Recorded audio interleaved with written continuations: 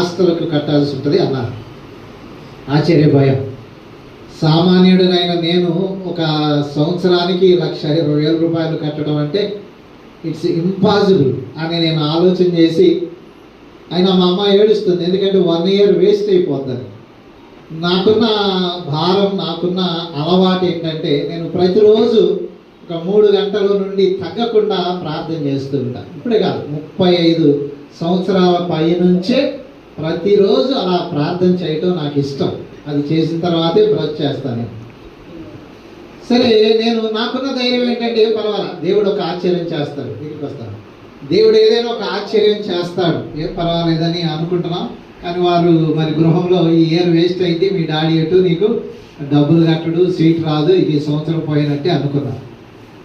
నాకున్న బలమైన విశ్వాసం ఏంటంటే దేవుడు చేస్తాడు, ఇట్ డస్ ఇట్, అంతే, ఆయన చేస్తాడు ఆయన అని నేను నమ్మాను. కనుక ఆశ్చర్యం ఏంటంటే 3వసారి థర్డ్ కౌన్సిలింగ్ అని తీశారు.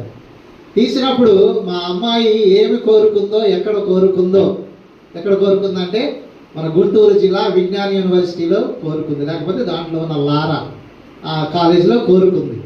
మరి ఆశ్చర్యం ఏంటంటే థర్డ్ కౌన్సిలింగ్లో మా అమ్మాయికి 1,20,000 రూపాయలకి ఏ బ్రాంచ్ కోరుకుందో, ఎక్కడ కోరుకుందో, ఆ 1,20,000 రూపాయలకు బదులుగా ఉచితంగా దేవుడు ఇక్కడున్న యూనివర్సిటీలో అదే బ్రాంచ్లో ఉచితంగా సీట్ అనుగ్రహించాడు. దేవునికి స్తోత్రం.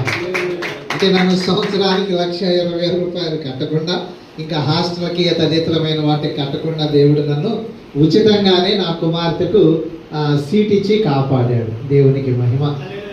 ఇక రెండవ విషయం ఏంటంటే నా కుమారుడు మీరు చూసుంటారు, జాన్ కెవిన్. మొన్ననే 10th క్లాస్ పాస్ అయ్యాడు, ఇంటర్మీడియట్ పాస్ అయ్యాడు. తాను కూడా ఎంసెట్ రాస్తే బలమైన ర్యాంక్ ఏమీ చెప్పుకోదగిన ర్యాంకు రాకపోతే చాలా డిజపాయింట్ అయ్యాము. అయితే మరి ఏం చేద్దాం, చదువుని బట్టే కదా ర్యాంక్ వచ్చేది. రాకపోయినప్పుడు కొన్ని ప్రయత్నాలు చేస్తే వీడు ఇంకో చోట ఆశపడుతూ ఉన్నాడు, ఆ సీటు కావాలి, దానికి అక్షరాల వాళ్ళు 70,000 అండి. ఏం చేయాలి?